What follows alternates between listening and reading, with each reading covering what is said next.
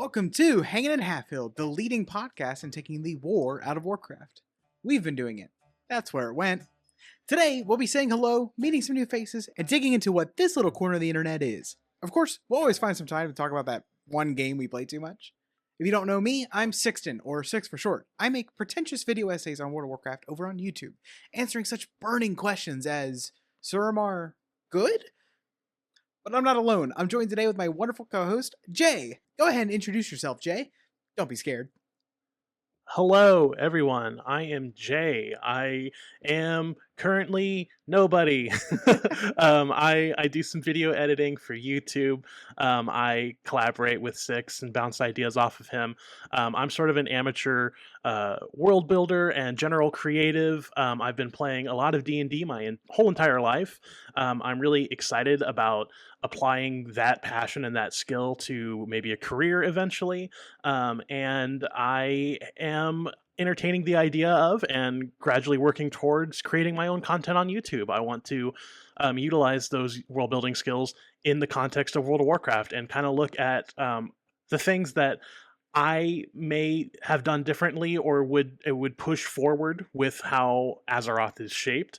And I think that that's just kind of a fun exercise, and I think a lot of people kind of want that, so I want to give it to them. Wow, geez. Yeah, so me and Jay have worked together. If anyone watched the Suramar video and paid attention to the credits, he's there. He's a bird in the credits, given his name is Jaybird. And of course, I'm always working on my stuff. He's working on his stuff. And we wanted to make a podcast where we just kind of take a moment to chat about the things that we're making. Maybe in the future, we're going to talk to people who are also doing stuff in the Warcraft space. Because we think that this community, this little corner of the internet, is really interesting. And sometimes it's nice to kind of peel back the curtain a bit and just like hear from the people behind things. As of right now, the people behind said things are some guy who's never uploaded a video and a guy who's uploaded a few videos that got a couple people to watch it. But we'll grow. I think that there's a lot of faces and voices in the content creation space, specifically in World of Warcraft, and sort of the persona that you see of them is the curated experience that they deliver in their content, right? So I do think that this is a really cool opportunity to kind of see who people are as people, and we do want to keep sort of the vibes light and very, you know, just so you can see who we are. And as we grow, like Six said, it'll be really cool to maybe grab some people and bring them on here so you can see who they are too. So welcome. Yeah, that's something that's a little odd whenever you're making, say, video essays. Is like anytime I do a YouTube video, it's like it's a script that multiple people have read and provided comments on, and I've edited. It's also something where I'm like doing a voice, as you can tell already from the jump in the absolute downgrade in quality from the intro to now because I'm just talking. Um, I typically, I've done some live streaming, but even with live streaming, you're like putting on like an act, you're entertaining. But then, with videos, which is like my main thing, it's like that is very much a curated experience where I'm more worried about like shot composition and, engagement metrics than I am just like having a conversation with people. And so I don't know, podcast seems like a good kind of way to explore that.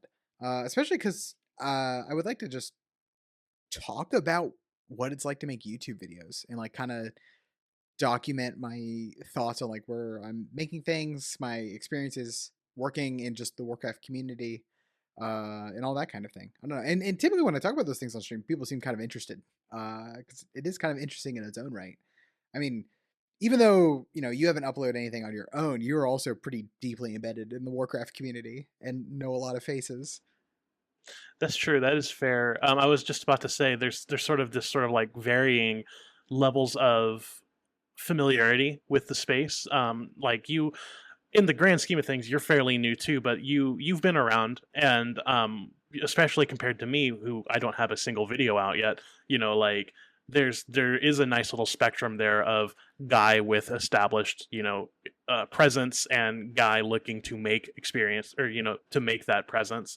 But I do, I've edited video, for other WoW creators. So I guess I am kind of a known quantity in that regard.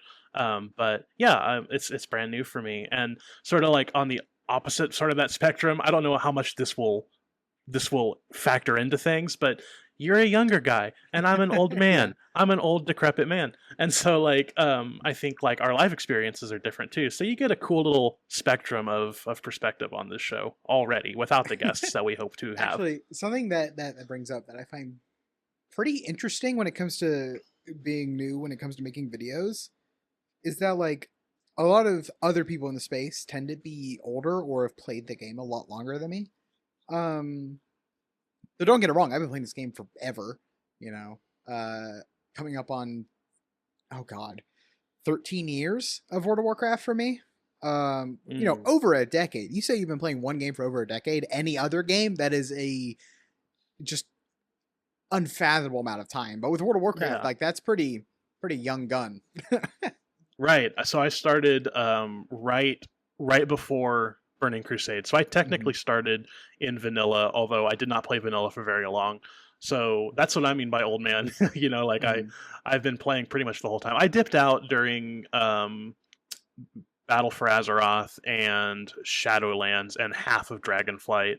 Um, but um, but for the most part, I've been around for the whole thing. And to get a little bit more of my credentials or whatever, like I played an absolute metric, just an embarrassing amount of Final Fantasy 14. I think I've literally got about 5,000 hours in that game.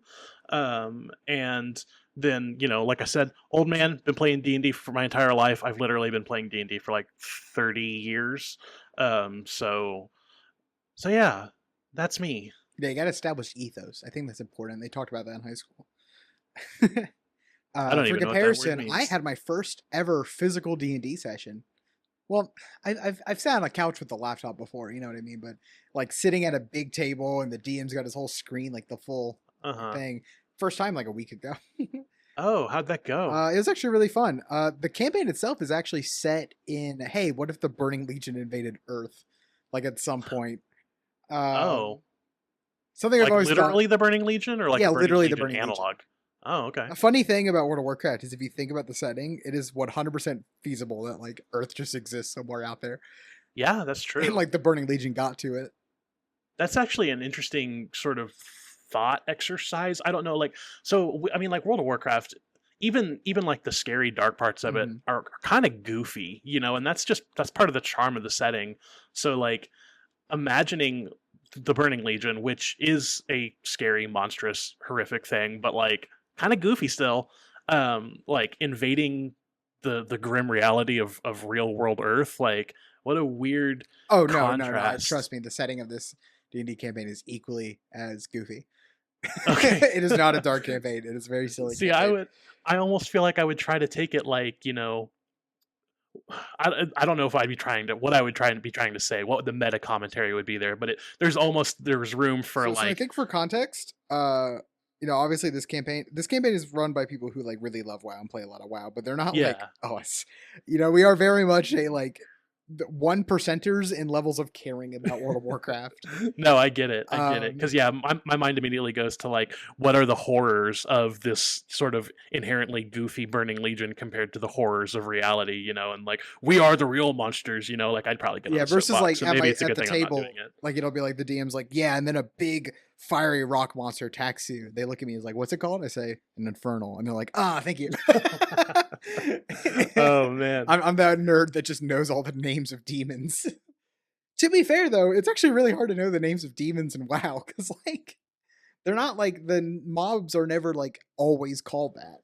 You know, Right. Yeah. No, it I'm is like I'm regrettably too autistic. I mean, like it sounds like a great time with friends, and I wish that like I were wired to enjoy that, but it'd just be sitting there like they're they're called Doom Lords or whatever. oh Like, yeah.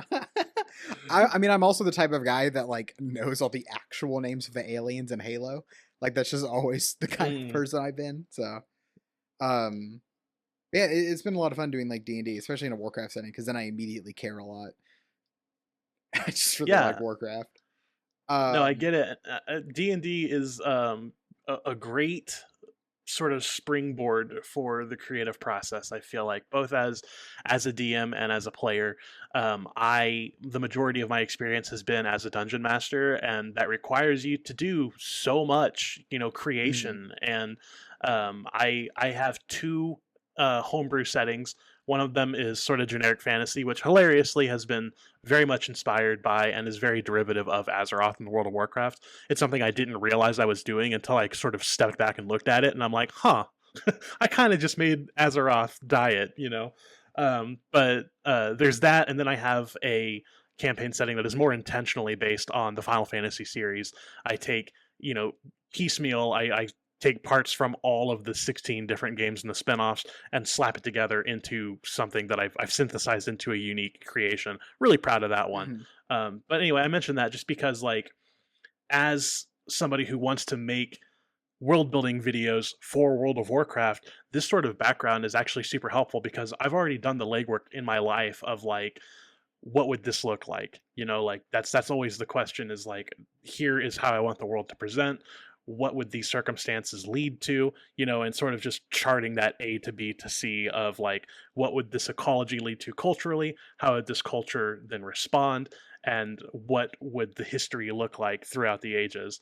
And so applying that knowledge to the individual zones of Azeroth and wondering, like, how would life, you know, between vanilla and the War Within have changed the landscape of these places.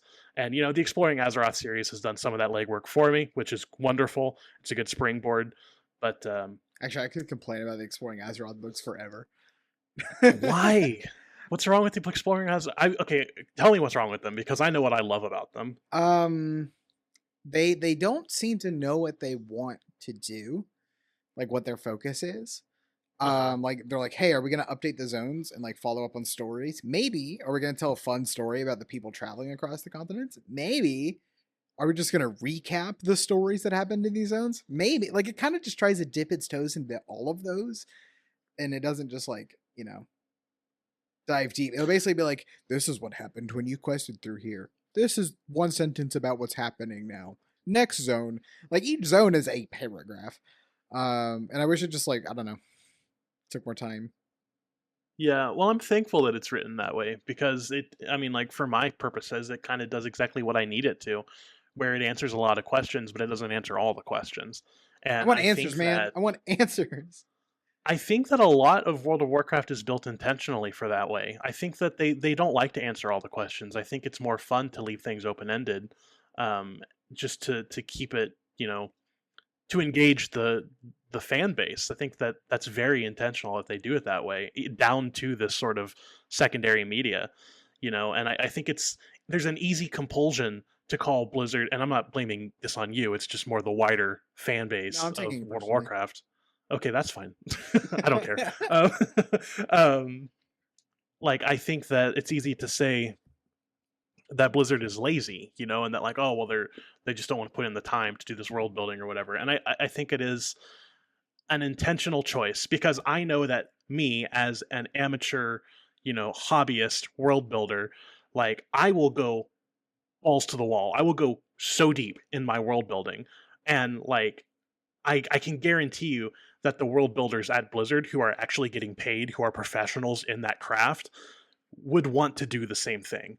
It's not like they're just lazy and they're not going to do it. It's an intentional choice. They say, let's leave some things ambiguous. Let's leave some space for people to play in. Wait, wait, whoa, And whoa, whoa, hold up. You're gonna tell me that professional world builders who work at Blizzard Entertainment who get paid less than their contemporaries might be extremely committed to the specific job I know it's and crazy, really, right? really care more than any of us do about It's the setting. crazy. Yeah, so a little bit about me. I am, in my real waking life, I am a zookeeper, and I've been a zookeeper for 12 years now. And so when you talk about that, like this, like, these people are getting paid less than their contemporaries. I, as a zookeeper, the pay ain't great, and the reason that they can get away with that and still have people that want to be zookeepers is because we want to be zookeepers. Yeah. We are passionate about the work. And so, like, that's, you know, we could get into an entire discussion about how both I and the people at Blizzard deserve more money, but Mhm. those are the kind of people that you want doing that work, are the people that will show up even if they're getting paid less, you know. Yeah, I actually don't know how accurate that is. I just do remember years ago there was a report that like Blizzard employees get paid like 70% what they would at a certain studio. But like the reason the devs work there, and typically WoW devs are like the best of the best in the industry, is because they really want to work at Blizzard Entertainment. So they Yeah, take the pay cut. Because imagine Yeah, like if you get into game dev, wanting to work in one specific game, you're gonna take whatever pay that one game offers. So I like to picture that when people say the devs don't care about Warcraft. I'm like, imagine going to a job 8 hours a day, thinking about World of Warcraft, working on it. When they clog out, I bet you they go and play it, or they're thinking about it all right. the time. No, it's so frustrating to hear, and I must have a personality that's inclined towards those inclinations because I am a zookeeper now, and then when I look at where I want to be, where I want this creative journey to take me, I want to work for Blizzard, and it's not that I want to be a narrative designer or world builder for a video game. When I think about where I want to be, it's I want to be a narrative designer or world builder for World of Warcraft, and I think it's just because like I said, it's that I'm the same personality. Like Ah, so I get in I the am office and so fix the passionate about it. lore. Yeah, one of us on the inside. I'm kidding. That's right. Yeah, we got to get in there and whip these lazy asses into shape. Because no, Actually, a bit of backstory on me. Before I did YouTube stuff, I was actually I worked in computer engineering for 2 years as an intern. I'm only 24.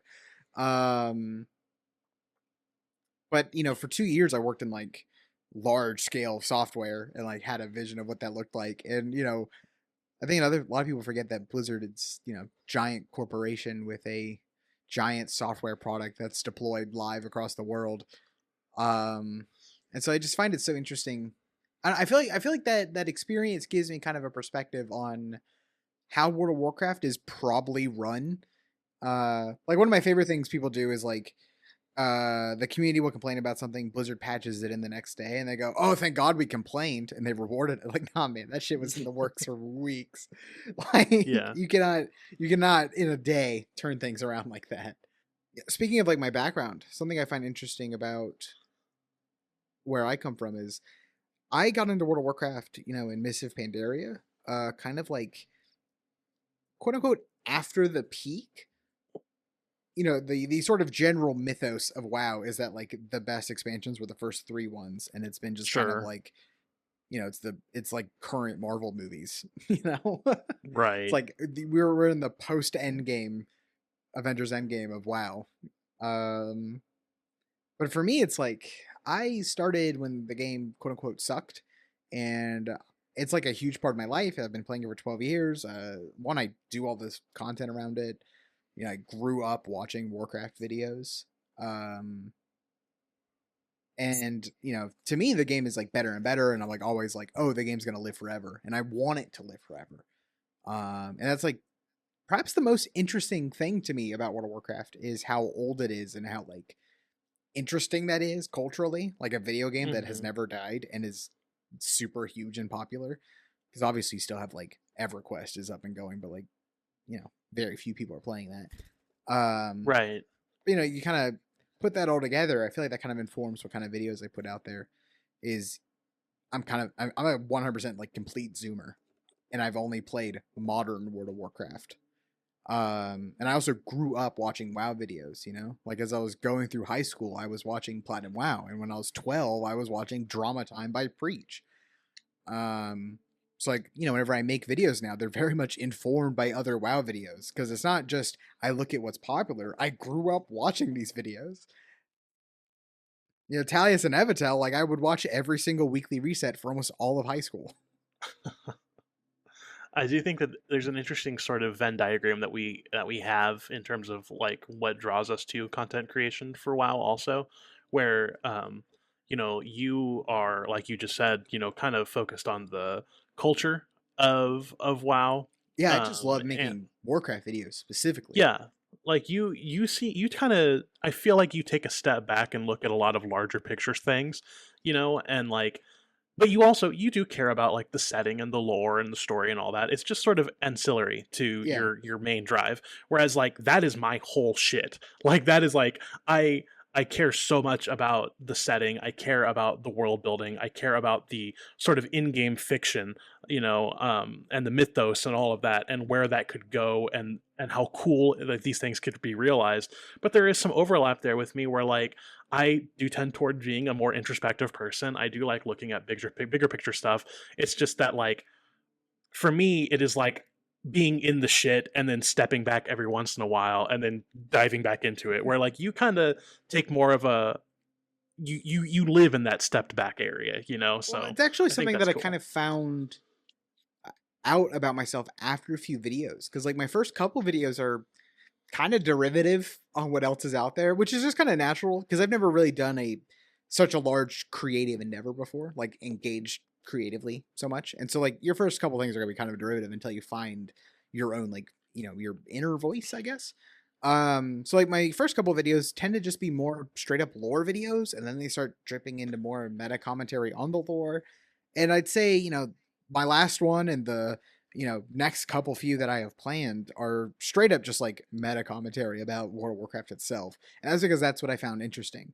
Um, Yeah, I mean, I'm privy to your pipeline, and I've seen what's coming, and like I can just kind of it's gonna be tell the weird. tell I can tell the people like there's some really cool discussions that you have planned, and I'm actually really excited to see the final Mhm. content. Like I think that they're conversations that either haven't been discussed or haven't been discussed enough, and I think that your natural inclination is to bring some really interesting insight to that. So I even hope that I get an opportunity to help you with it, because I think that there's some cool There's stuff in there. actually a lot of videos I wish I could like go back and do, and because I realize there's a lot of times where I like make a video and I like suppress the part that I actually want to talk about. I was talking to peers about this, where it's like I was talking about an idea and like comments regarding that idea, and I was like, didn't they like World of Warcraft needs to move on covered that, or the Suramar video covered that, and she's like, you didn't really say it, and I'm like, oh, I didn't.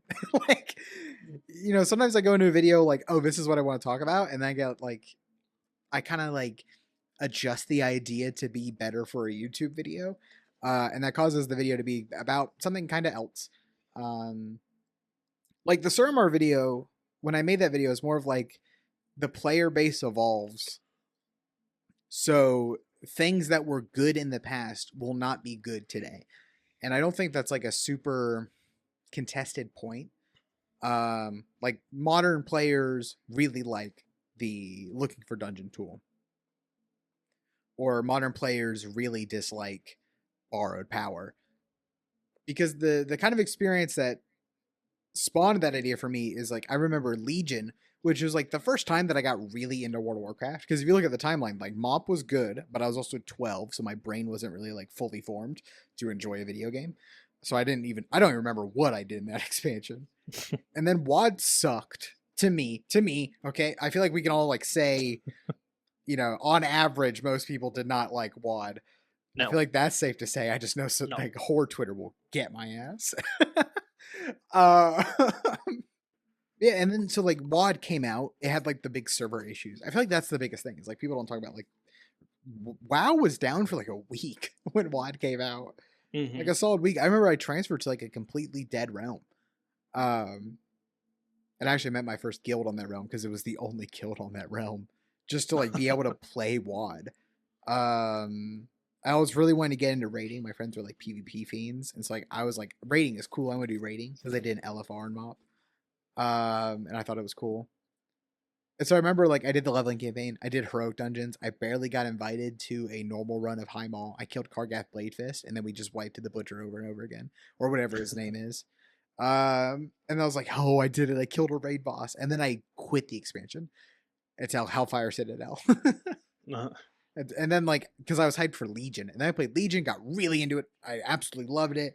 Everyone loved Legion. I remember the conversation at the time was all extremely positive. Like obviously there was the like legendaries are hard to acquire or artifact power grinding, but like that was very much a sub conversation of the greater wow is good again. And for me that was like quote unquote when WoW was good for the first time since I started playing. Um and then you have BFA and Shadowlands, and I noticed this weird thing where like BFA and Shadowlands just did Legion again. Because if you go in the eyes of Blizzard, for years following Wrath of the Lich King, the game had been in decline, decline, decline, decline. Just speaking sub numbers. And then Legion, it goes up and everyone's having a blast. Sub numbers are up. People are staying logged in.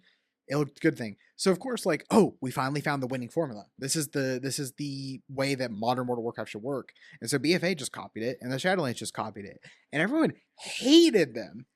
And was that because those expansion systems fundamentally sucked? Well, that can't be true because like those are the systems that Legion had. Obviously, Mhm. there's some changes in there that were a little worse, but still fundamentally the systems are the same, like the design principles. And so what you know, I thought about that for the longest time. Is like, when I got back into the game, obviously, like I would just start BFA at the start, I would leave at the end, start Shadowlands at the start, come back at the end. I go into Dragonflight, and everyone's saying WoW is good now because it got rid of these things from Legion. I'm like, you know, I kind of disconnected from the WoW discourse, came back, and now there's countless videos about how borrowed power killed the game. Borrowed power is the worst thing ever. And I'm like, that's weird because like we played Legion and it had borrowed power and that shit slapped. We all loved it, guys. Um, it's that kind of formed the idea of like borrowed power is not fundamentally a bad idea. It just loses its shine when it's been in the game for years and years and years. Borrowed power only worked once, and there's kind of an interesting design space there of when you're designing a game that never ends, when your game just like doesn't have sequels, it just continues on. Sometimes you just have to change the design of the game because an idea gets old.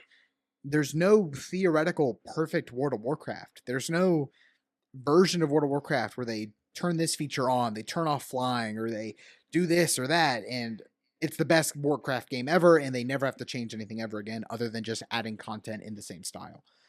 That's not true. Um,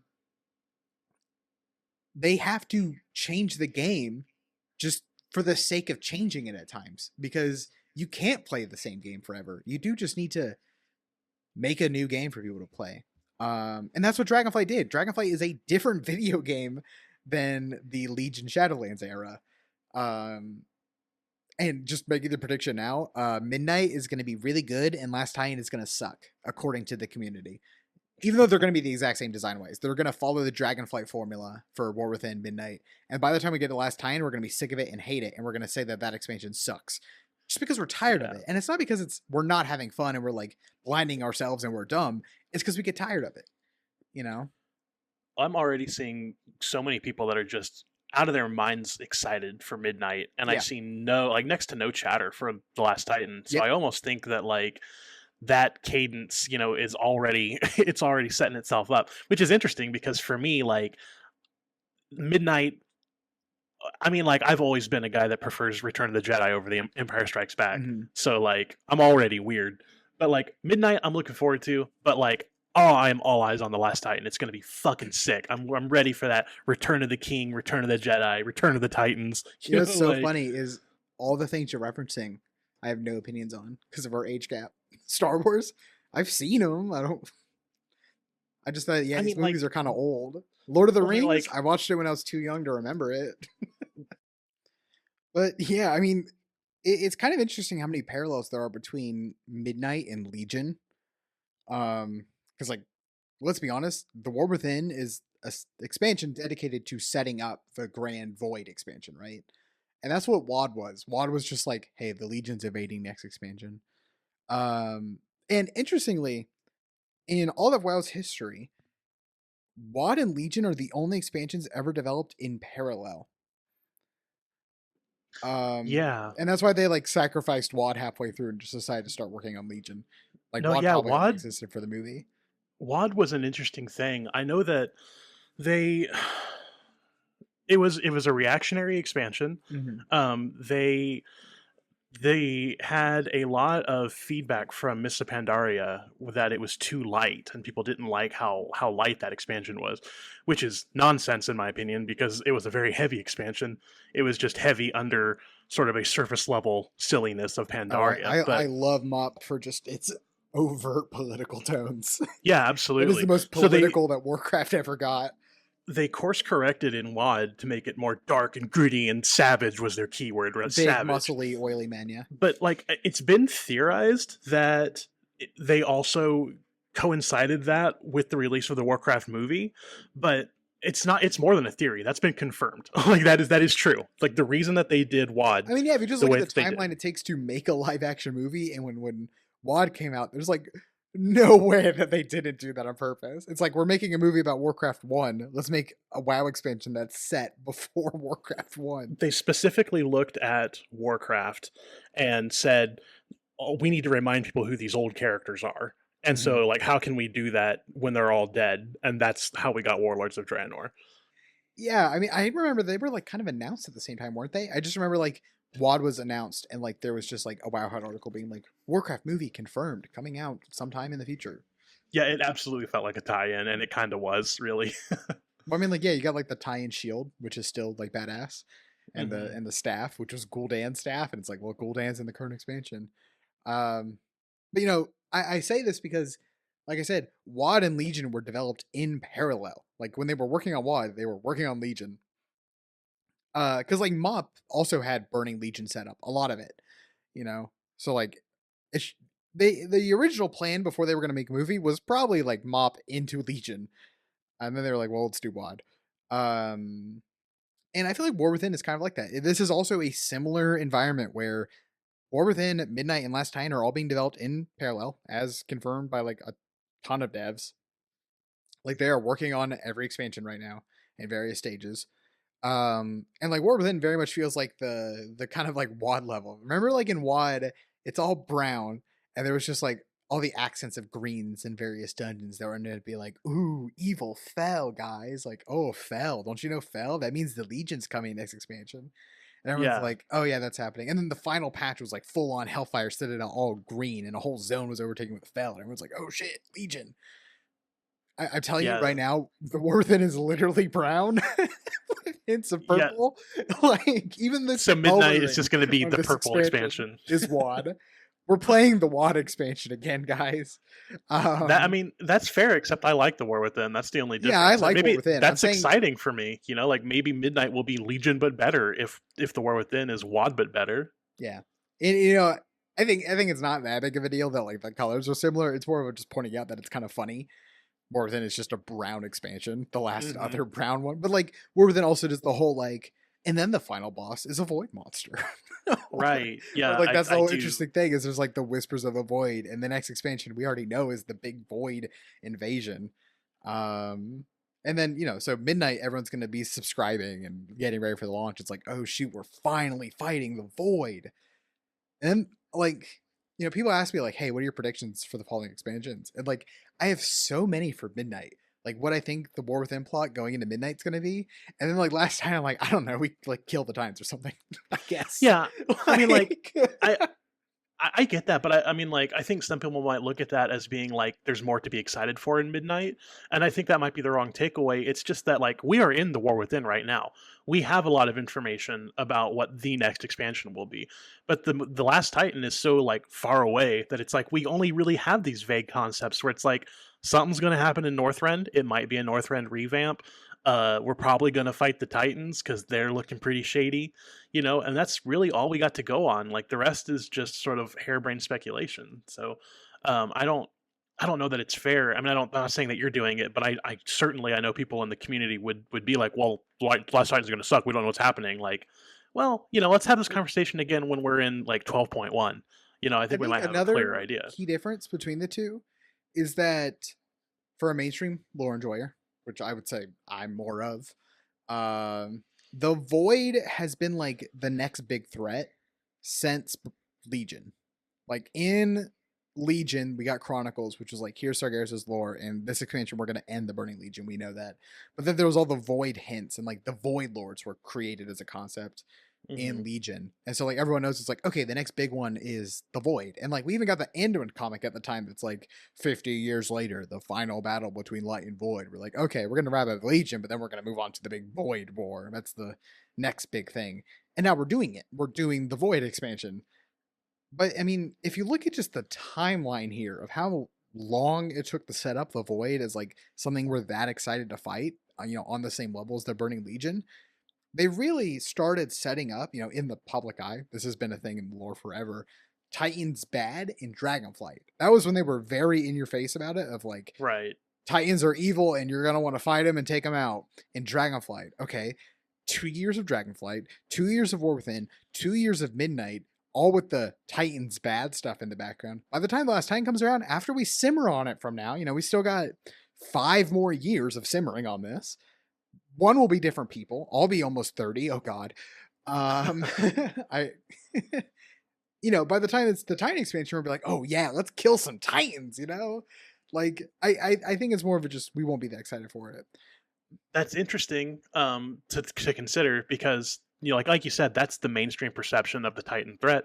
But then for people like me who are deep in the shit, like the Titan threat has existed since at the very least Wrath of the Lich King, arguably earlier than that. And so like part of the reason I got into like sort of the speculation lore, crowd or whatever is that I remember playing Wrath when it was live. I remember fighting Algalon. I remember him being like, I'm a button away from killing everything on this planet. And like they want me to. My bosses want me to. And I remember being like, that was one of my first tastes of existential terror in my life where I'm like, holy shit, can you imagine? Like, these are supposed to be the good guys. And so like since that moment in 2008 2009 I have been terrified of the Titans. I have never trusted them.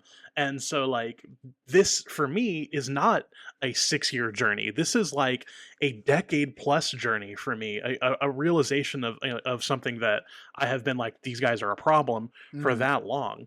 So like it is interesting that like different mindsets are rewarded differently by making them this problem. And I've seen a lot of people in the community say like, oh, this is a retcon, why are Titans bad all of a sudden? And like that's frustrating for me. Oh no, yeah, well, I'm not going to get too far into it. It's frustrating for me because like it's been there, you just have to look for it. And I guess there are different priorities and certain people don't want to look too heavily into it, but that's fine. But don't say that it's not. It's brand new or a retcon. It's not. It's been there. But anyway, I don't know if you could consider that a failing of the creative team that they didn't continue that through line, because realistically, the way that a game like this, a story like this is told, you have a lot of things on the shelf and you're like, we may use this, a lot of Chekhov's guns. You got a Chekhov's gun rack. I also think it's a question of just like limited screen time. If you're for you the gotta Titans, hype certainly. up one. So like the Void has also been a threat for about as long as the Titans or the Legion have.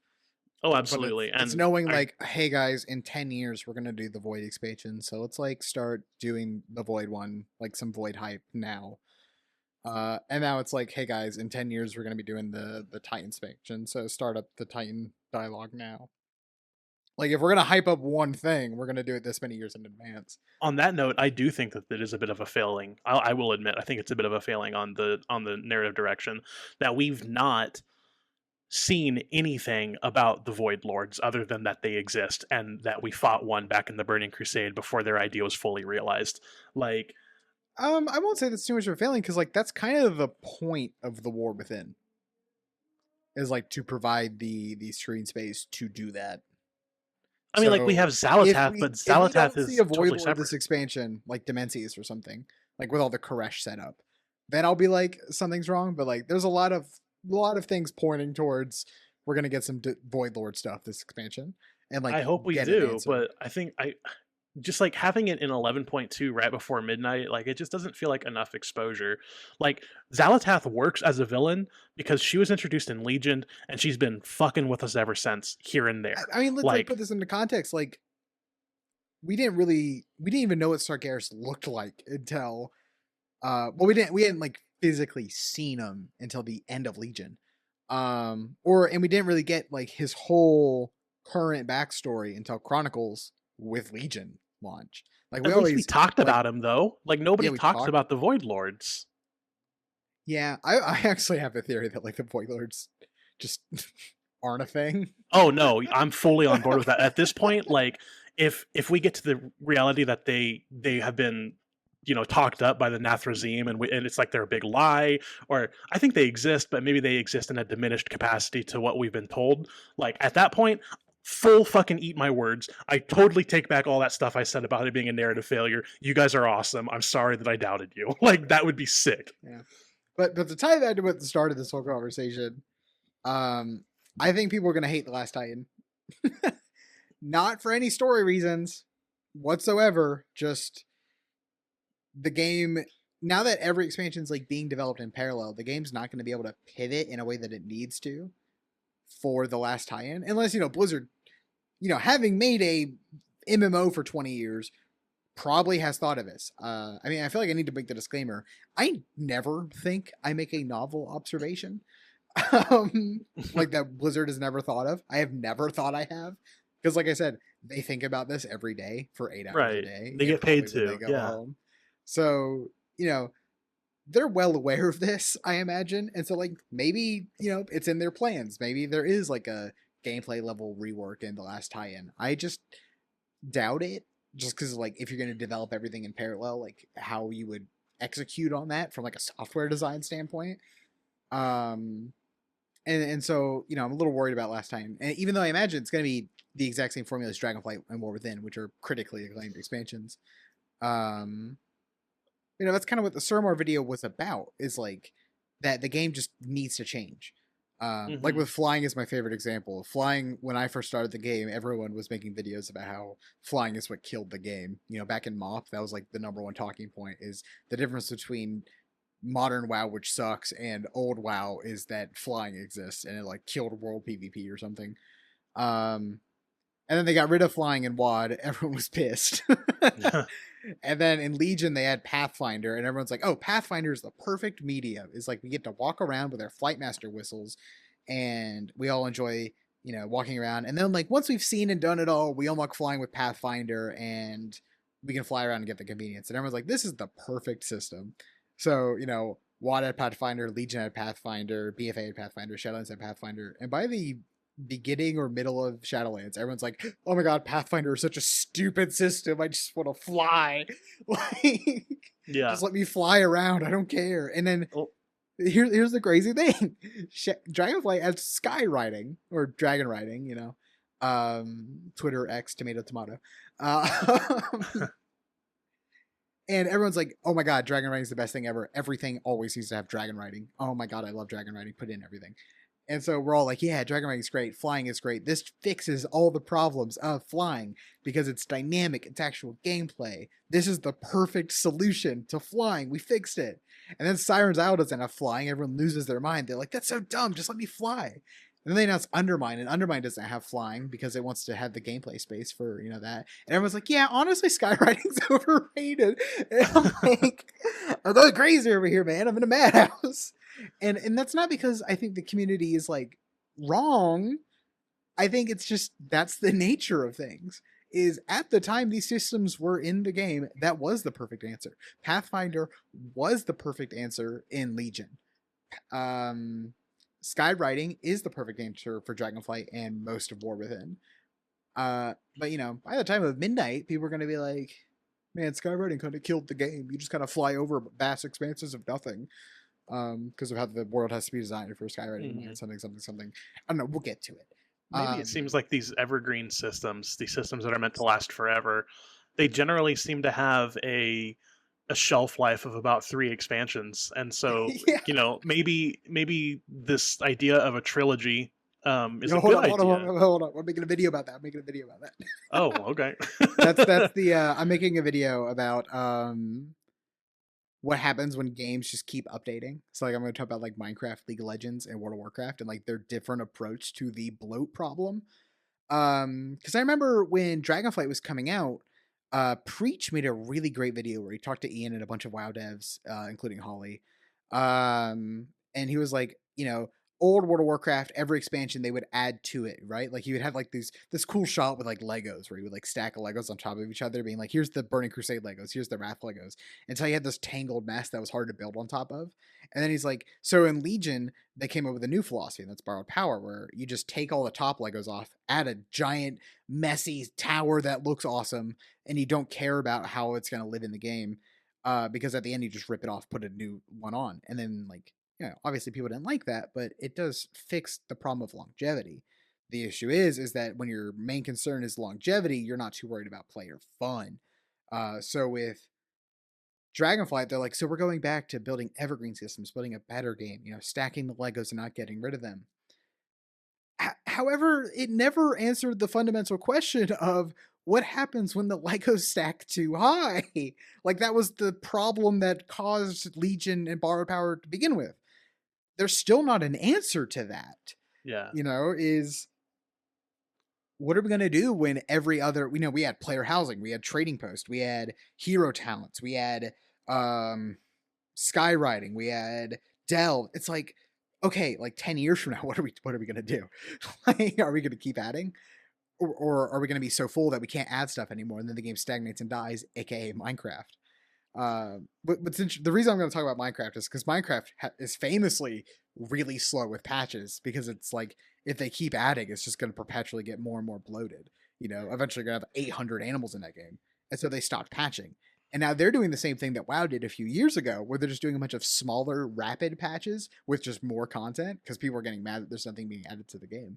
And it's like, no one has an answer to this question. And I find that so interesting. Is like, what do you do? You're just kind of caught in a catch-22 here of how do you build a game that never dies?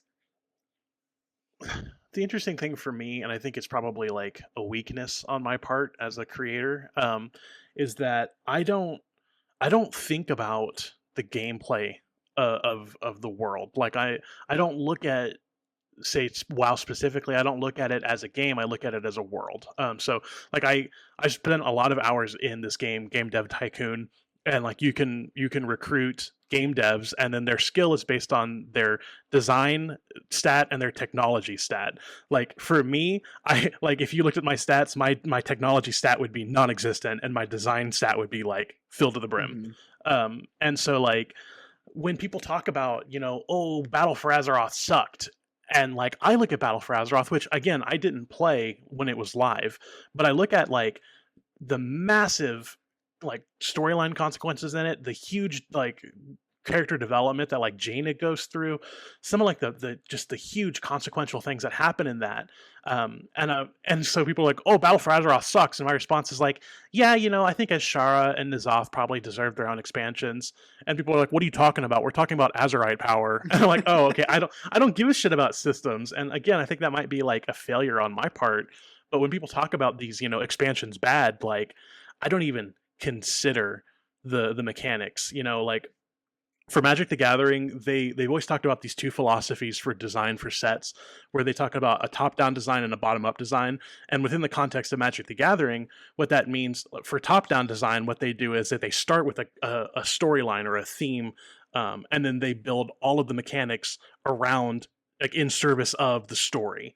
Mm-hmm. And then the bottom up design is when someone comes up with a cool mechanic, and then they're like, how will we represent that mechanic with gameplay? And I am so top down minded.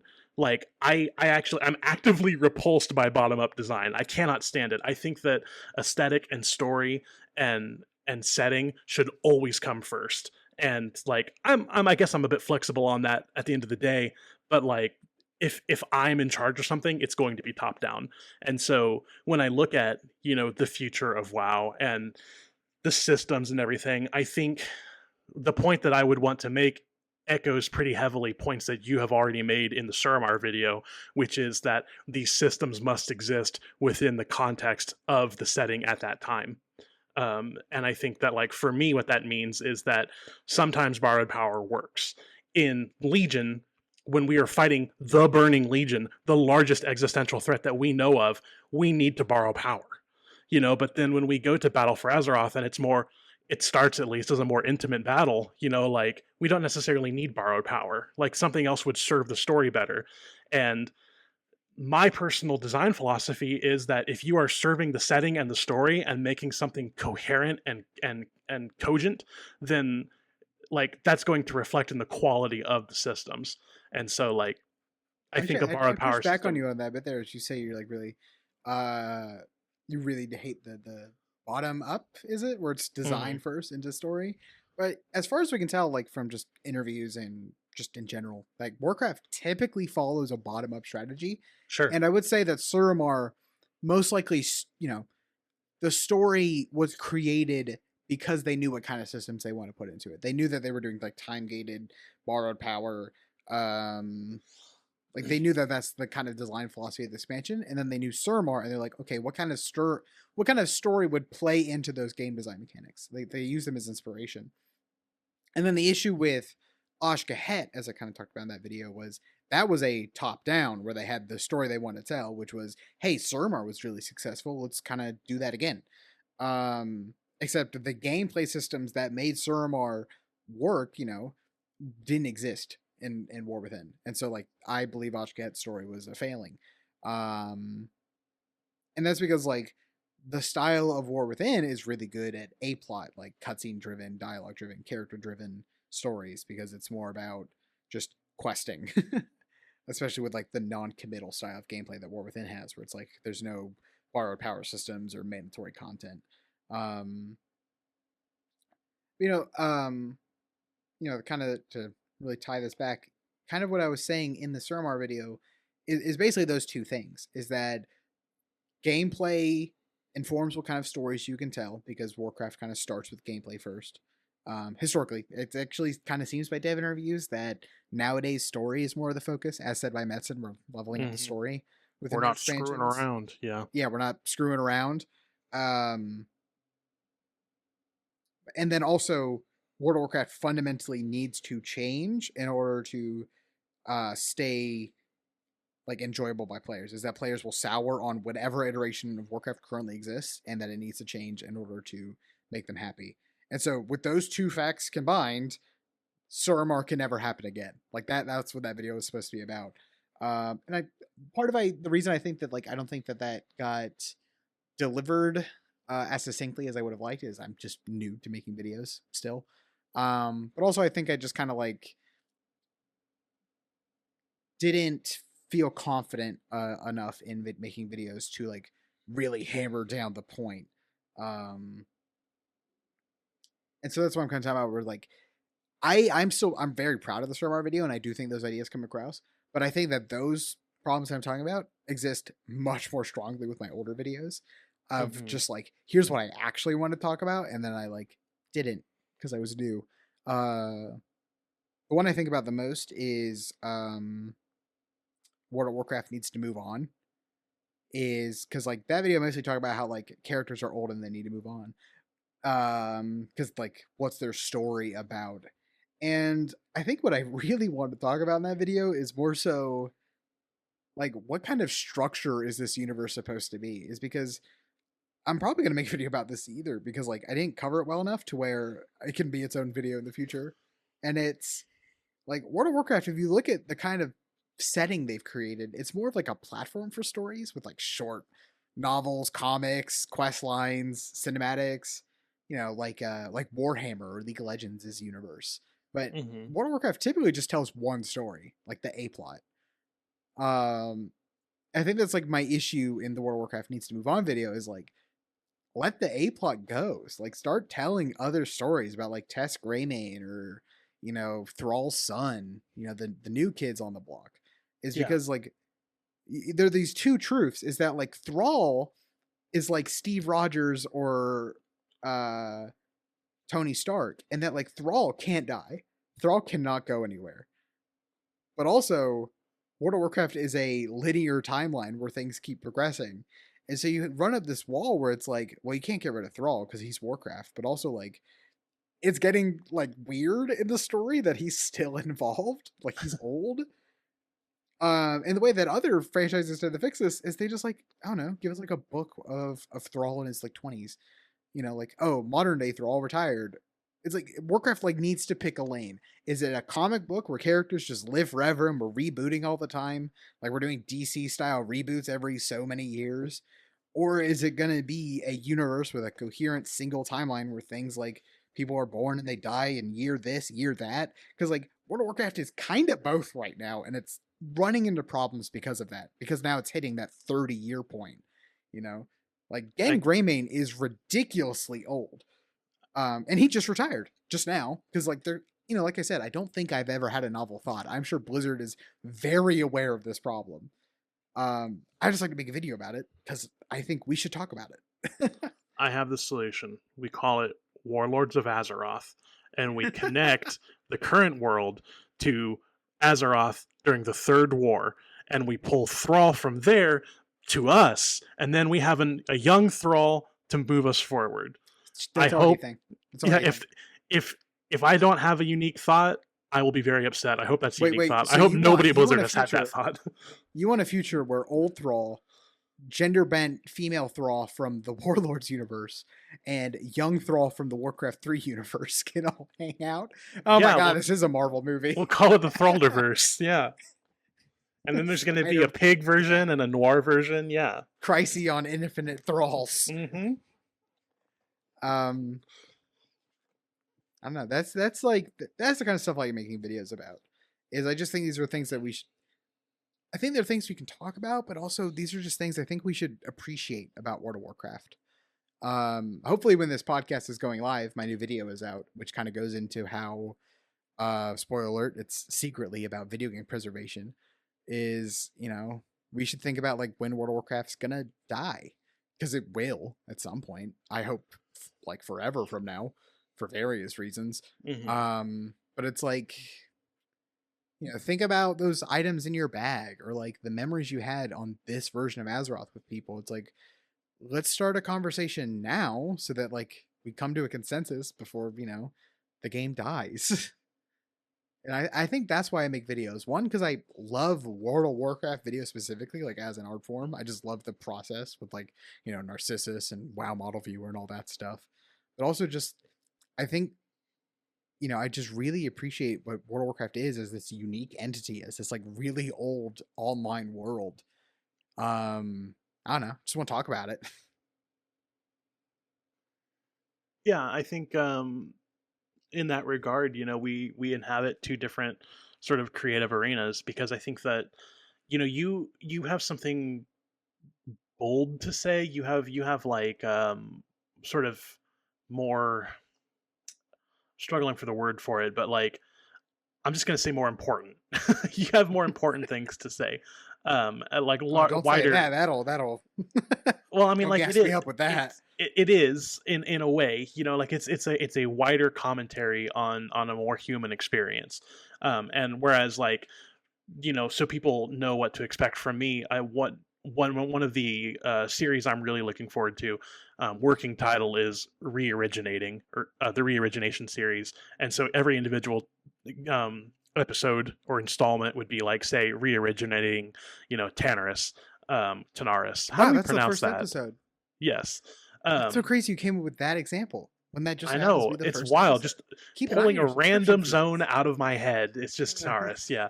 Um, and so the idea is to take um the history of Azeroth as we've known it since Cataclysm, and then also reference exploring Azeroth, and then what ideas I could come up with in my own mind, and synthesize all of these sources to give you an idea of what Tanaris should look like. And I chose Tanaris mostly because I was in that zone when I had this idea, but also there are some really cool ideas there that we already know, like Gadgetzan, for example. We know is supposed to be like this huge metropolitan, crime-riddled city. So that'll extend to the whole zone and how I think the zone has evolved. There's some stuff in there that you're going to expect. There's some stuff in there that you're not going to expect. And I eventually want to do that for every zone in the game. And I think it'll be a lot of fun. And there's a lot to say there. There's a lot of, content to do there. And then there's other things I want to do. I want to look at class order halls. I want to look at the cosmology. There's a lot of stuff I want to do that's just about world building.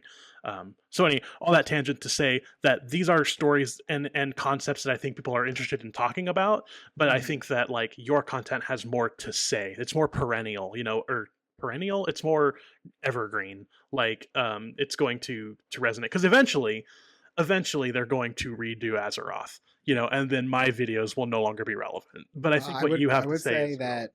that half my videos are now outdated because War Within came out. Yeah. Because Okay. like almost every video I made before War Within was specifically about things I want to see in War Within. Sure. Well, I mean, like now, right? Like you have Yeah, a vision now, and I think a that those vision. videos are going to be evergreen. And don't gas me up too much. Actually, one interesting thing that is I've learned making videos on the internet is when I've watched YouTube videos, like when I just watch them, people in videos would say, this is only my opinion. This is my opinion. This is all subjective. And I'd be like, well, duh, you're making a video. Everything you say is going to be your opinion. And I'm Yeah. like, I was such an asshole about it. I was like, oh my God, I hate it when they do that. And now when I make videos, I don't do that. I just like say things. And like, I've now learned that I was wrong and you should not do that. There's a reason YouTubers all say, in my opinion, this is this and this. And that's because I'll say something in a video. I'm sure you've noticed this podcast as I clarify things. Like Hmm. in a video, I'll be like, Dragonflight was good. Do you know how many comments I got being like, I didn't like Dragonflight. Dragonflight freaking sucks. I hate that expansion. Well, And that's I'm a like, lesson. Timmy, that's true. You didn't like it. And I'm like, I was just like talking about like how statistically Dragonflight was good with good retention graphs, but I should probably say that part about how Yeah, it's statistically good versus just saying flatly Dragonflight is good, because the first thing that's going to happen, and I'm not, the commenters are not wrong for this. They are right to call me out on this. I should say, in my opinion, or provide some sort of statistic or source for why I say Dragonflight is a more successful expansion than Shadowlands or BFA. that's a lesson that you learned fairly recently, isn't it? Because Yes. I remember, like, I had a script for a video that I will eventually do, talking about my idea of the cosmology and the Arathi model that we learned in the War Within and all that. And I remember you were looking over that script for me, and some of the comments that you left on there were like, you know, don't say I think here. Be more confident in your assertion, and so to hear you say this now, where it's like, you know what, you're gonna save yourself a lot of headache if you do say, you make it clear that this is your opinion. So that's funny. Yeah, because I think when I go into a YouTube video as a viewer, I'm like, everything they say here is just going to be from their perspective. Um, but I just don't think that like when you are making the videos is like, even though that's my specific perspective as a viewer, when it comes to like, I guess your like responsibility as a talking head on a screen is to like clarify things. Um, because like that's something, a lot of my videos are very opinion based. It's a lot of like a video I say about how I think Thrall is too old. I need to like I can't just state that as a fact. That Thrall is a Hmm. tired out character, and he needs to be retired. I'll fight you on that Um, one, but that's okay. I'm an old man, so I'm allowed to fight for Thrall. okay. um, yeah, that's been like something that I've kind of noticed as I started making videos is like there's just such a difference between like talking to your friends about something or typing a comment about an opinion versus making a video about that opinion. Like if I say in a Reddit comment Dragonflight is a good expansion, no one's going to be like, well, I didn't like it, because like they're going to be like, okay, yeah, like we all understand in when we're talking on a forum the general mythos of WoW of what are the theoretical good ones. The first three, Wrath, Dragonflight, Legion, like those are the good ones, and then the bad ones are Cataclysm, WoD. Like even though we all have our own rankings and some of us like the bad ones, some of us hate the good ones, we all know what like the general ranking is. But if you say it in a video, you do gotta clarify that you're talking about the mythos. Are you sure the Dragonflight is in those ranks? I Depends know on the I know you circles that enjoy you're it. in. Depends on the That's circles that fair. you're in. I love Dragonflight. Dragonflight is the only WoW expansion where I was subbed at the beginning and I was subbed at the end, unbroken. Yeah. Um, So which I've many might already say makes me like a fake Warcraft fan, and honestly, yeah. I've made it pretty clear that I'm story first, and so like Dragonflight is interesting for me because it's an expansion where I thought the story was kind of mid, Oh yeah, I was but pretty disappointed as a story fan, but I yeah, love the gameplay of it. yeah, but that's the thing is that like even though I'm so story focused, like the Dragonflight gameplay and the new systems and the things that they did to make the game more enjoyable was so noticeable that even story pilled me, I was able to be like, okay, this actually kind of slaps. Talking about this made me realize something that's deeply funny. We have Hmm. talked on the phone about World of Warcraft for hours and hours and hours. I don't even think we're friends on BNet because we have never played World of Warcraft together. That's true. That's I don't true. even know if you still actively play the I game I did, well, you because we know only what? ever talk about lore all the Right. time, Like and that's many not like a people, game. I've been very Marvel Rivals brained lately. I do still play, and we will have to do some Plunderstorm trios um, at some point before the event is over. So Yeah, I will point we out will. that we didn't get to record yesterday, which was the plan date, because you were a little too tilted after your rivals game. That was pretty Okay, funny. that's not fair. That is a false and gross misrepresentation. I was tilted, and you were being a weenie. Let's be real here. You're not going to put this all on me. But yes, I was tilted because of Marvel Rivals. It was also 10 o'clock at night for me, man. I'm tired. Okay, you could call me Okay, a weenie. I'm sure. just eepy, bro. Oh, okay. So you can call Yeah, me yeah, out, yeah. but I can't call you out. I see. All right, all right. Yeah, that's the rules. Um, but I was just thinking about this the other day. I was like, I'm gonna invite you to a Plunderstorm game. I'm like, shit, I don't have this guy on VNet. Like, we're at the level of friend where like we talk every day and we're recording a podcast together. Still don't have you on VNet. We have never ever played World of Warcraft together because all we do is talk about like lore and stuff. That's Um, true. my favorite thing is I've been texting you every day is every time Zaxxus's 2026 timeline shows up somewhere as a quote unquote leak. There's so many YouTube videos about Zaxxus's 2026 like roadmap. Yeah, so yeah, you guys listening, if you're not aware, that roadmap that you've seen other content creators you know, reference and talk about as this potential leak, I've not watched their videos. Maybe they're aware that this is from a Zaxxus video. It is from a Zaxxus video. If you don't know Zaxxus as a content creator, I'd recommend checking him out. Amazing quality of production, really, really cool guy. And he is a real life dreadlord. He's very good at creating fakes. If you guys remember the Avaloran leak that hit right before the War Within was announced, Zaxxus made that. And every time that Sixton sends me a new screenshot or thumbnail of somebody who fell for it again, I then send it to Zaxxus, and Zaxxus is reveling in it. He is delighting in it. He's such It got my guild. I had guildies in the Discord being like, "Yo, have you seen this leak?" I'm like, "Guys, I know the guy that made this." yeah. His persona in his videos is a goblin because in real life he is a goblin. Like he is loving the chaos that he is sowing. I remember before War Within, he was like 11.1 undermine. Yeah, Called you that got shit. it. I You was like, got oh, it. he's just a big goblin fan. He's this little hopeful thinking. Yeah, I mean, well, he also says that Gallywix is Deathrock, and that's why. Oh God, I don't think it's going to happen. I think we'd have I don't think it's data gonna mined it happen at by this now. point. No, but God, would I love that because I mean, a lot of his theories are a little bit too far out there for me. That one, I love. I love the idea of him being Deathrock, but I don't think we're going to get it. Could you imagine like the community reaction to that? Ever If since he like the if he called it, Shadowlands Dreadlord. No, ever since like the Shadowlands Dreadlord thing, where like everyone was like on Reddit being like, "Oh my god, everyone's a Dreadlord. WoW lore sucks." If oh like yeah, 2 expansions later, it's like Gallywix is a Dreadlord, they'd be like, "No, they right. can't." Well, that's the thing. Is like I personally I hate dreadlords. I think dreadlords are a lazy crutch of storytelling. I don't like I them. think they And work best for humor. Like I think humor, they're at their best when it's like a Dreadlord is dreadlording a Dreadlord. Like the Shadowlands reveal is funny because it's like dreadlords are dreadlording so hard that they're actually dreadlording the Legion. Like you thought the Legion was the ones like hiring them. No, they're actually dreadlording them. yeah, I don't know. My favorite is Lithraxian is the light based one, and it's like the Legion. You think that he's betraying the Legion by being with the light, but actually he was already betraying the Legion because he's with the Shadowlands. But he's also betraying who he's betraying on with the light because he's actually working the Shadowlands, but it's also implied that he's actually betraying the Shadowlands because he's actually legitimate with the light. And it's like dreadlords. That is when dreadlords are at their best, when they're just comically unable to be loyal. Yeah, I mean, I get They're the like humor. 8 layers deep because they just can't help themselves but be double agents.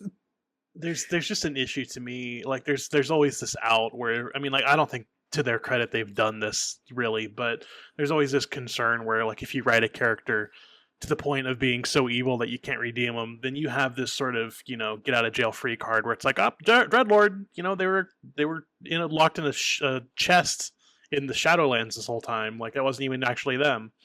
And so I'm always worried about that. I think it's just a lazy convenience, but I in actually am not familiar with Zax's theory. Is he thinking that like the real Gallywix got replaced, or has Gallywix always been a Dreadlord? the real Gallywix got replaced. I think that his Oh, idea okay. is that Gallywix was always kind of a piece of shit, but not to the level that we know him as. and so to that end, I don't necessarily love the idea, because I do love that goblins, specifically Gallywix, is such a scathing commentary on capitalism and corporate greed. And so to take away that agency from Gallywix and be like, he was a dreadlord this whole time, like that would kind of be a miss for me. But to your point, how like the dreadlords are best when they're funny.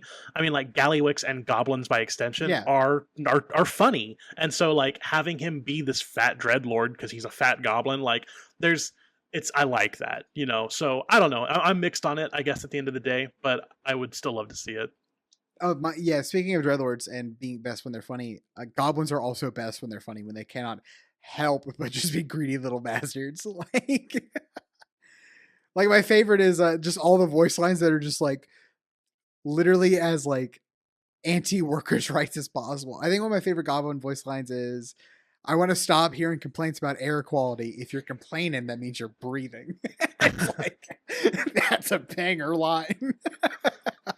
Yeah, no, I totally agree. And we've talked about this before, but like Mhm. the goblin, they're so interesting, and I'm really looking forward to Undermine, because I think that um, the goblins, it's the same way that World of Warcraft is told at large, and that is that there is a lot of goofiness, but underneath that goofiness, there's heart. You know that there's a true soul to the storytelling, and I think that the goblins have been nothing but goofy basically their entire existence. And I think that there's a lot of heart in goblin culture and in the goblin people that we don't really get to see, that has kind of been coming out. The Gazlowe short story is a really good example of that. And from the interviews that I've seen, I think they're going to take it that direction where we're going to start to see the selflessness, the heroism, the true, strength of goblin people. So I'm really excited for that, because I think that not only is an intrinsic part of World of Warcraft storytelling, um, but I think that it will elevate the comedic aspects of the goblins too. Like that sort of dichotomy makes the funny stuff even funnier. I'm excited for Undermine's story, especially just of like, this is gonna become a catchphrase. I've been thinking about making a video about it. Is like, Mhm. what's like the point of World of Warcraft? Like the message. Like if the story's about something, what's it about? And I think Undermine is just poised at such a. I'm gonna limit it just because this is like a fun space of the internet it's supposed to be. Undermine is going to release at a very interesting climate, Yeah, like with what the story is about and what the real world is talking about in real sure. world events. Um, Especially like when you look at like the Gallywix story and what it's very, very explicitly about, and it's like workers' rights and doing things right, yada yada yada. And are they going to follow through on that? Is there going to be some biting social commentary in World of Warcraft, or is it just going to kind of be like average, like story produced by kind of a corporate entity, yada yada yada. Um, and so we'll kind of see. And I'm kind of like sitting waiting, being like, come on, WoW, do it, do it. Tell a story with some teeth. Yeah. Make a stance on one side or the other. Because I'm not naive. I understand that like they're a big corporation with tons of customers, and not all of their customers would agree with my perspective of things. And so like at the end of the day, this is a product that makes money, and so they're gonna probably toe the line. I just for the sake of like enjoying stories, I want the story in Warcraft to say something. Even Right. if I were to disagree with it, I want it to say something. No, I fully agree. I would love that. I'm hungry for that. And Mm-hmm. and honestly, like just from seeing the stories that they are telling, and that they can get away with right now, I think it's safe to say that the quest designers, the narrative designers, are hungry for it too. And if we are fortunate enough that somebody at Blizzard is listening to this first episode, I want to talk to you guys directly. We see it. We know. We know you want to do it. And I think that there is probably this sort of higher corporate mandate that maybe restricts how much they are allowed to say, and that's frustrating. I think for me as a fan and consumer of the content, I think it's probably also really frustrating for the people who want to tell those stories. But I think that a lot of Dragonflight was representative of the direction they want to take social commentary. I think that the aforementioned Gazlo story is a really good, example of that. Also, um, I guess it's just a matter of seeing how hard you can push it. Well, that about wraps us up here at Hangin and Halfhill. That was a good chat. We talked all about our creative stuff, what we're working on, but also just what we like about World of Warcraft, going from world building to just game design, and what even is the deal with flying? Is do we like it? Do we hate it? It's come and go. Maybe I should text back. I It's complicated. Thank you for joining us today, gang. We'll see you next episode. And Jay, if you got anything else you want to say? It was a good chat. I was happy to get it done. I'm looking forward to doing it more. If you guys, liked it, I'd love to hear about what you loved and what you'd like to hear more about in the comments. If you guys have any guests that are in the creator space for World of Warcraft, big or small, it doesn't matter what they do. If they're artists, if they're YouTubers, if they're streamers, whatever they are, we want to talk to them. So if there's somebody that you think you would love to hear us chat with, leave their names in the comments. And again, if there's anything that you want to hear us talk about, if you have any questions that you want to present to us, we would love to hear that. We really do want to interact with you guys and have you guys be part of the conversation in that way. So this is really exciting. I'm looking forward to doing many, many more of these. And thank you all for listening. And I think we're out of here. Bye, bye, bye, bye, Bye. bye, bye.